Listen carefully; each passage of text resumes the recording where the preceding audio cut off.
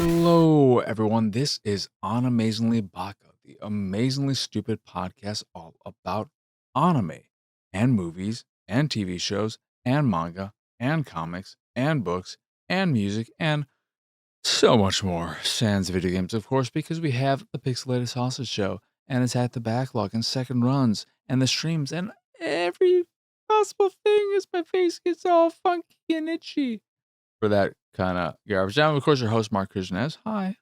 Hi. How you doing? Hopefully well. Hopefully well. I just finished watching the most recent episode of One Piece, and I want to get a few anime out of the way quickly. With One Piece, it was a solid episode. It was a good episode, but it's hard to follow up one of the greatest One Piece episodes of all time. Full stop. It's just hard to do that. And this one was a good follow-up to that episode, but also just kind of underwhelming a little bit. It sets up where we're going from here with the Navy, the Marines getting ready to full-on attack Eggman Island. And it posited the question through Vegapunk why Kuma was able to disobey his wiring, why he was able to get to the island and to his daughter, why the not self-destruct button, the self-destruct mechanism, which he was supposed to install in Kuma, didn't work, but his total shutdown that he did install didn't work. Is when the Elder tried pushing the button to stop him from punching him. Nothing happened. So now Vegapunk has to explain that. And I don't believe he was starting to think about it. I wonder if what makes Buccaneer people special is ... I don't think he completed the thought in the episode, or either I missed it. But this is all feeling like a setup, a come down from the last episode, and a setup for where we're going from here. Solid episode, but again, after last week's episode, it's just going to be hard to follow that up with something as good. This is good, it's just not another greatest episode of One Piece. Then with Dr. Stone, I'm just done talking about it. I watched this episode, I liked it. I don't ever grab anything from the show that I feel like talking about. I don't even remember what happened. This episode, what do you call it? What do they call the I can't remember what they're called when they're all stoned. They unstoned a watchmaker so that he could fiddle with the Medusa device and figure out how it works and all that jazz, which could lead to some very interesting discoveries. So it's all in that sense. And he is a young man, older boy. I don't know how old he is, but the thing that stood out the most from this episode that I enjoyed was that when he was unstoned, what do they call it? What do they call it? Whatever, it doesn't matter. He was actually very freaked out by the fact that he was there naked in front of all these people. And the rest of the people comment on, you are the first person who's had a normal reaction to this. Everyone else is just like, hey, I'm naked, whatever, who cares? But you're actually acting like a normal human being. Good for you. But yeah, I like the show. I just never feel like there's anything for me to talk about with it. And then we have Kaiju number 8, which I enjoyed, but I don't oh, it's weird. And I'm gonna be a broken record with it. And this is another show that I made sans talking about, unless it really picks up for me. I think it is a case of this season being really strong with some shows I adore. My Jessup Darling, Don Da Don, Gachi Kuta, and even The Summer Hikaru Died, where Kaiju number 8 is failing to stand out among the crowd. I am happy that at least Kafka did not have the inability to transform into Kaiju number 8 linger for multiple episodes. It was continuing in the first half of this episode, but he eventually was able to transform into Kaiju number 8. You found out that the reason why he was struggling all this time was because he was worried that after he transformed, he'd lose control and hurt his friends. A reasonable fear, but after seeing what his friends were doing, he felt like he shouldn't just be on the sideline doing nothing while they're risking their life and all that jazz. So that was a nice part of the episode. And we got to see pink haired dude destroy one half of the Kaiju number 9s when he split himself into two forms in two different locations. We saw him kill one on his own because dude's a fucking badass. But there's just something about it that's not quite working for me. And part of it is definitely the visuals. It's not a bad looking show in the grand scheme of things, but it just has a very bland, flat aesthetic that I don't find very appealing. Even when it gets to the action, it looks better, but it doesn't have much style or personality. Don Don has so much style, so much personality. My Just a Darling has incredibly high fidelity and much more color, as one would expect. They're very different types of shows, obviously, different tones and vibes and all that. So that's not, you can't, I can't criticize Kafka or not Kafka, number 8, Kaiju number 8 for its tone and color palette because it's fitting for the story it's telling. But then you have Gachikuta, a lot of style and substance there. And the summer Hikaru died. Very, very well drawn and animated show when it needs to be. So yeah, Kaiju number 8 just isn't quite doing it for me. So yeah, that's it on the quick front. I did drop Night to the Living Cat. I didn't bother watching the 4th episode. I just said, it's just not for me. It's not for me. It is ugly to look at, and I don't think it's quite as funny as I would have hoped it would be. So let us get to the rest of the summer. Summer Hikaru died. Really strong episode. Some relationship building going on in it. It was funny in the very start, or at the very start of the episode, when Yoshiki is talking about needing a bandana for economics class.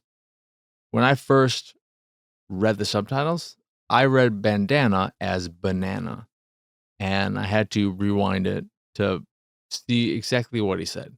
So I was like, what? Did he just say he needed a banana for economics class?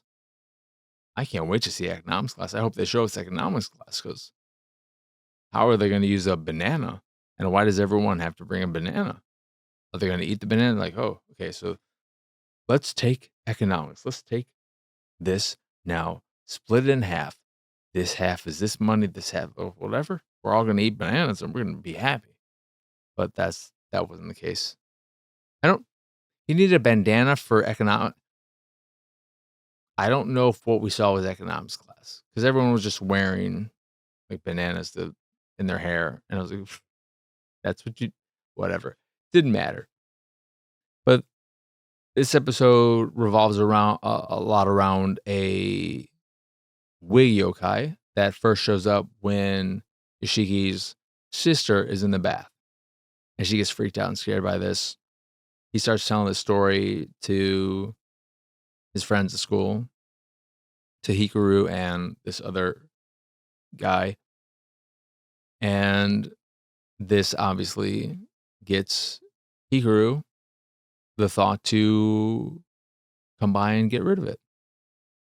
And that ends up happening. It gets a little scary. Pre that, though, when they're at school, he is staring at this. I don't. They're. I don't know if it was all chicken innards, chicken intestines, and everything. Just everything from the chicken. But Hikaru comes up to him and says, Why are you staring at this chicken? You're looking at it so seriously. Why?" And every time that happens, it's a little unsettling because it shows how Hikaru is very, if I don't know if obsessed is too strong a term, but he's very aware of Yoshiki at all times. And as an outside viewer, I look at that and I think, man, this creature, this thing's very clingy. If I was Yoshiki, I would be a little uncomfortable with him being so aware of everything I'm doing. Hey, you're my best friend. You were my best friend. Now you're the creature inhabiting my best friend's dead body. I'm still trying to process that. This show does play around with how we handle grief, and specifically in Yoshiki's sense, because he is aware that his best friend is actually dead, and this is not his best friend, but a thing that is inhabiting it, and how he is working through that and coming to terms with that. And can he come to terms with that? It got me thinking about it as grief, just because, as I've talked about other podcasts, my father had a severe stroke a few years ago, still dealing with that. And I thought I was done with it, but earlier today I woke up very suddenly from another nightmare where it seemed like he was going through the symptoms of a pre-stroke moment, and it was just, I woke up, it's unpleasant. And then that immediately got me thinking about this before even watching this episode. But that whole relationship, as an outside viewer, I look at it and I'm like, ooh, even if I was in that, it's hard to say if I was in that situation, would I be thinking about that too? But that's an interesting thing to think about. And when Hikaru comes up to Yoshiki and asks him why he's staring at this chicken. It's because when he was touching all of these innards and everything, they felt like what it felt like to feel inside of Hikaru. And then Hikaru's like, "Oh, you want to touch me again?" And it's the way he posits the question, it's a bit it's a bit odd. And when he goes in and grabs on him, there is a sexual nature to it all, which I don't know if that's intentional or unintentional. Especially when he asks him, Hikaru says, "Huh, want to try touching me again?" Like, oh, I bet there is, unless it is intentional, and I don't see going in that direction. I bet there is a lot of fan fan art out there of the two of them getting very touchy, very touchy. But when he gets to his house and deals with the Wig Yokai, Yoshiki sees Hikaru in the bathtub, and then he kind of just gets lulled into going in there too. He ends up choking Hikaru for a time, cuts him a little bit, bites him on his wrist or on his forearm. And this pisses off Hikaru, as you would expect. He can see in Yoshiki's dead eyes that the Wig Yokai is using him as a shield, essentially, and then does like a spirit invisible kind of sniper shot to blast the Wig Yokai to the ceiling, a corner in the ceiling. I don't think he killed it though, so it just kind of sucked back into the corner and disappeared. Will it return? Who knows? But a solid episode. Solid episode. I think with this episode, I realized I am quite invested in the show, and I'm enjoying it quite a bit.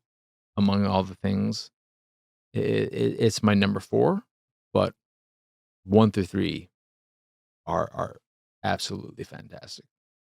So then Dandadan, I won the OP growing on me a lot. I still think I prefer the ED, but the OP is very good and I'm enjoying it a lot. It was first and foremost very nice to finally see Ara. Not sure about the pronunciation of her name, but the pink-haired girl. Nice to see her finally again. She was absent from this season so far. But then we learned that with Gigi's what was the word I'm looking for? He is inhabited by the evil eye spirited, but he is overtaken, whatever it is. He is possessed. There it is. With his possession by evil eye, the way they can control it currently is that when he is splashed with hot water, he turns back to Gigi. If he is splashed with any kind of cold water, cold substance, he turns into evil eye. So that is how they are going to have to deal with his current situation until they can exercise evil eye, which is a very strong spirit, a god level spirit almost, because it's a mountain spirit. And I just wrote down, I took some notes to try and be better with all of this. And the one alien creature, I just wrote down Peeny Weenie because that's what his name is in English. I don't know. I just said, oh, Peeny Weenie. That's funny. There was a very, very adorable, sweet moment between Okarun and Momo when they're driving and going through a tunnel where their pinkies accidentally touch. And Okarun being Okarun, he immediately jumps into his side of the car. He's like, oh, I'm so sorry. I'm so sorry. Mom was like, oh, it's no big deal. Who cares? Put your hand back down there. And they put their hands next to each other. And then she puts one pinky over his, very, very simply. And then she puts her pinky and her ring finger on his. And then she starts touching his hand a little bit. And like it's very cute and sweet. And the gradual increase in how much she's touching his hand was very adorable. Until, of course, they get out of the tunnel and Gigi shouts something and that startles them and they both revert back to just sitting by themselves. Those are the moments I love most about Dandadan. All the heightened action is great and all the weird stuff is great. I love all that as well. But it is in all the more quiet, sweet moments between Momo and Okarun that I really, really love this show. I am a hopeless romantic at heart. Romance is what I love most of all, as evident with My Dress Up Darling, which I'll get to shortly. But yeah, I really love that moment, and it was done so well. But then you have Gigi seeing his parents at the hospital, and I think it was just them hugging onto him initially because he was also unable to move and grab them as they were hugging onto him because he was still being held back in his from transforming with the I forget the name of it, but the human body thing that was covering him. But his parents looked so small. But then when they got to another shot of them, they looked normal size, but they looked like they were little tiny people when they were first grabbing onto him and hugging him.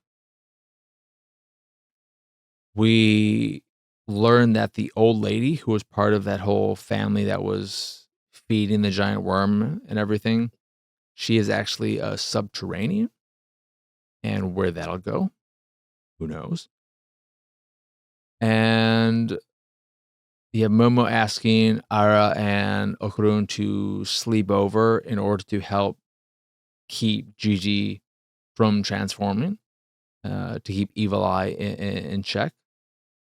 And at the very end, when they're all eating together, also when they're eating together, before they go to a shot of the whole family and everything, the whole group, that is, when they show like the overtop image of just the real life image of food, God, it looks good. It looks delicious. But at the very end, the episode ends with a bit of soy sauce falling onto Gigi's hand and him transforming and just destroying the shit out of Grandma's house. So it'll be exciting to see what happens in the next episode. Another great episode of Don Don, though. With My Just Darling, we have Marin deciding to make a bento for Gojo because he's working hard. He always purchases his lunch from the school cafeteria, and she's assuming it's going to be pretty busy. So instead of you having to deal with that, she'll just make you a bento. And he's kind of nervous thinking about what she made, assuming that it was going to be some kind of fried rice because that's all she's going to be able to make. But instead, she makes him a spam rice ball sandwich, and his eyes just light up because he was assuming it was going to be fried rice, and it wasn't. And the fact that it wasn't that is enough for him to just be so thrilled by this bento. And her seeing his excitement gets her so giddy and going off in her mind, talking about how much she loves him and all that stuff. Very, very cute, adorable stuff. And when he finally grabs the sandwich, though, he's like, "Wait, why is this so dense?" And you don't see him eating and it tasting bad or anything. It was just like, this isn't what I expected. But a cute way to open up the episode. They working on the suit for Marn. They start doing a bit of role play where while Gojo's working on the dress, where Marin is acting as she would when she's gonna take on this character, being the host and all that. And Gojo is the princess, and he is very expectedly embarrassed by the whole situation. Again, very cute, very adorable little moment. But it was a really solid episode. The shoot ended up being too big because he didn't factor in, Gojo didn't factor in the dimensions of Marin after she would put on the shapewear. So he was still factoring in her and her curvy natural self. And because of that, the shoot ended up being a little too big. He has to take it in a little bit. But one of my favorite elements of I love Morita as a character. He's the one who's he's just so dramatic. He just has the most heightened reactions to everything, and I love him. And Gojo asks him, "Hey, you know what? You're so cool. You're so confident. Can you teach Marin how to act manly?" And he's like, "Yeah, I can because I'm cool and confident, like you just said." And yeah, I liked all that. There was a very quick little, not joke, but just I love the details in the episode in the show, like and it opens up with this puppet type explanation of how they make the Hina dolls and all that, and how it takes 10 people, how many faces they do, and how it's just it it it made me respect the Hina making process, and kind of makes me want to get a Hina doll just to have something that so many people put so much work and effort into. And maybe I'll do that. Maybe I'll order one at some point. But I love the details, like when they're talking about when Marita, well, one of the characters, I think is Murakami, comes in, he's watching, he wants to see Marin's suit because he's a big fan of the show, but he's kind of embarrassed that he's a fan. He doesn't want to admit it. He's a little hiding it. And when he comes in talking about how he likes the show and he's a little embarrassed by it, Marita is like, I watched the show too, big deal.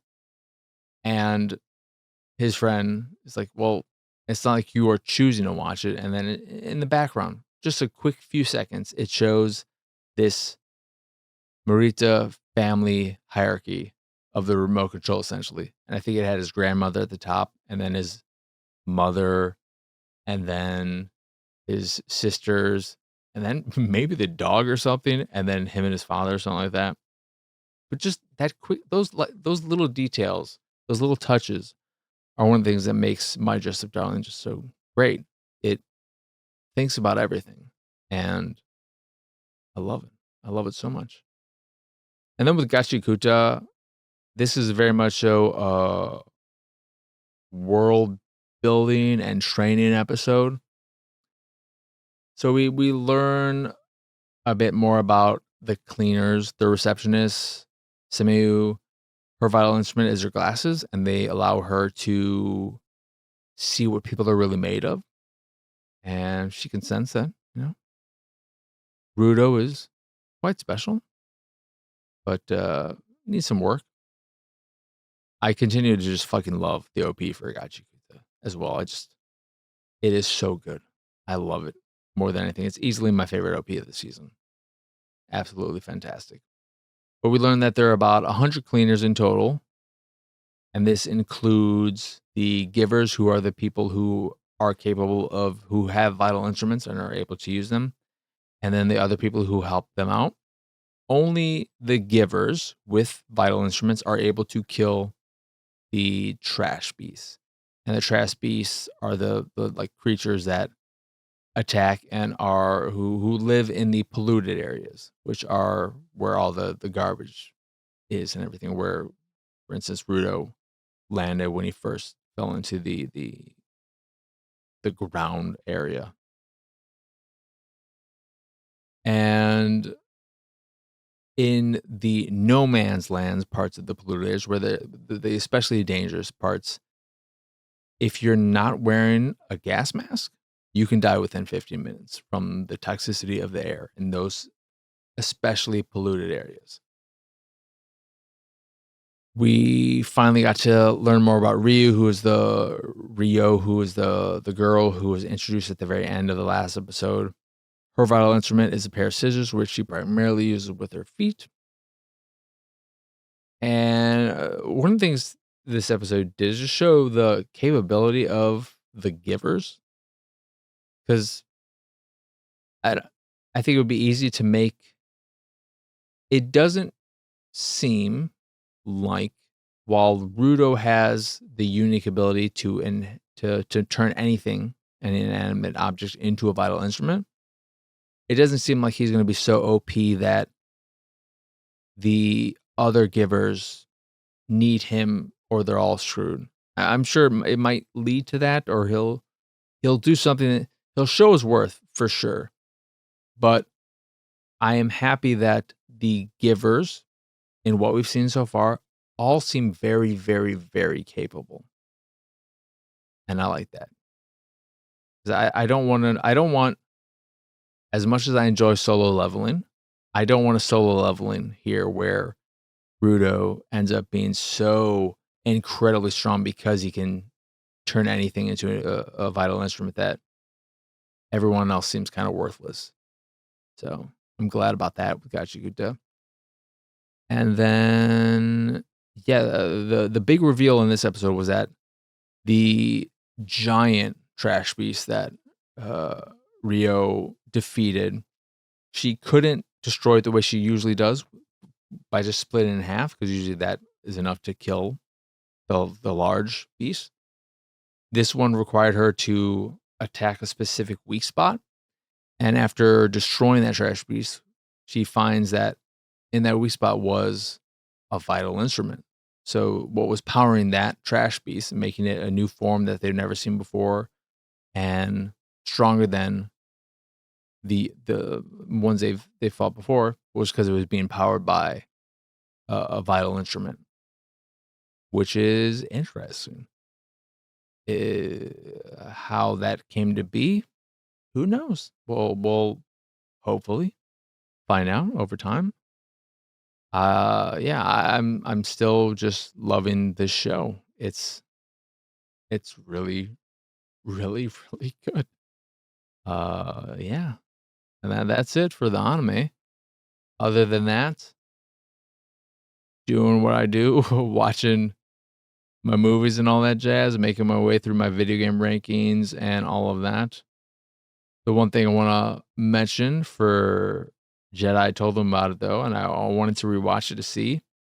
After rewatching The Nightmare Before Christmas, I am definitely way more down on it than I was when I was a kid. I don't remember the last time I watched it, because I think even the last time I watched it, I was not as hot on it as before, but it's just the thing about Nightmare Before Christmas is that visually, it looks incredible. It's visually fantastic, and it has some really great music. I wouldn't say it's one of the greatest musical soundtracks by any means, but What's This in particular, I do think is one of the greatest musical songs of all time. This is Halloween is solid. I like the Oogie Boogie song as well, but as a strong soundtrack. But there's just not much there in terms of story or character. So that outside of loving looking at it and enjoying some of the music, I don't get a lot out of it. It is vastly, vastly superior to the Corpse Ride, though. The Corpse Ride sucks. The Corpse Ride is way uglier to look at because there is no color in it at all. You do get color in Nightmare Before Christmas. It's not well framed and shot, which is surprising. But maybe it's hard to I don't Tim Burton, a solid film director, but maybe that doesn't translate to working with stop motion because Nightmare Before Christmas, directed by Henry Selick, who is very attuned. He's one of the top. You can probably make an argument that he is the top stop motion director. So he knows what he's doing there. And maybe it's just a case of that. But it lacks the color. And then what is most surprising about the Corpse Ride is that it is again composed and the songs written by Danny Elfman. They are fucking terrible. I don't remember a single one. I don't remember anything about the music, the songs, any of that from Corpse Ride. Corpse Ride is just bad. It is a bad movie. Nightmare Before Christmas is a great looking, great sounding movie that just is kind of whatever. It's okay. It's fine. It's fine. But it's not the incredible, amazing movie that a lot would say it is. But yeah, other than that, not too much to talk about. I did remember to subscribe to Viz Manga, and I don't know what I'm gonna start reading something, but I don't know. I don't even know if it's gonna be in the Viz Manga app. It might be in the Shonen Jump one because I was looking through it very quickly, and I'm not sure if anything stood out to me in the Viz Manga app. I just wanted to make sure I subscribed to it. I only added Call of the Night, right? Is that the name of the vampire show anime? I added that manga, and I might start reading that. Maybe that'll make me realize why it's good and why it didn't click with me the first season, that is. But we'll see. I'm ready to go, and now I just gotta pick. I don't wanna read a whole bunch of stuff. I wanna find something and stick with one thing at a time. So what that is, I will wait and see. Maybe I don't know if Don Don's in any of them. Or the thing with me is that I don't wanna get ahead of an anime. Don't want to. So maybe Demon Slayer would be a good choice because we only have the one season left, I think. So that there's always, uh, if I start doing One Piece, then I'm definitely gonna be reading something in addition to One Piece. But anywho, that'll do it for this here episode of Animezingly Baka. Once again, I am Mark Nez. Y'all can find me pretty much everywhere at PX Sausage. If you enjoy this here show or any of the stuff I do and what have you, you can support me and my nonsense over at patreon.com/PXS. There you can get access to the Sausage Dump, a podcast where I just randomly talk about this, that, whatever, whenever, whatever, whoever, as well as a private Discord channel along with some fancy Discord roles. Or you can just support me if that is your fancy. That is again patreon.com/PXS. In addition to the Patreon, you can find links to the site, the YouTube, the Discord, and so much more over at pxsausage.com. That is the letter P, the letter X, sausage.com. But that is it. That is all. As always, thank you for watching or listening. I hope you enjoy this here episode, and I hope you have a wonderful, wonderful rest of your day. But for now, adios, arrivederci.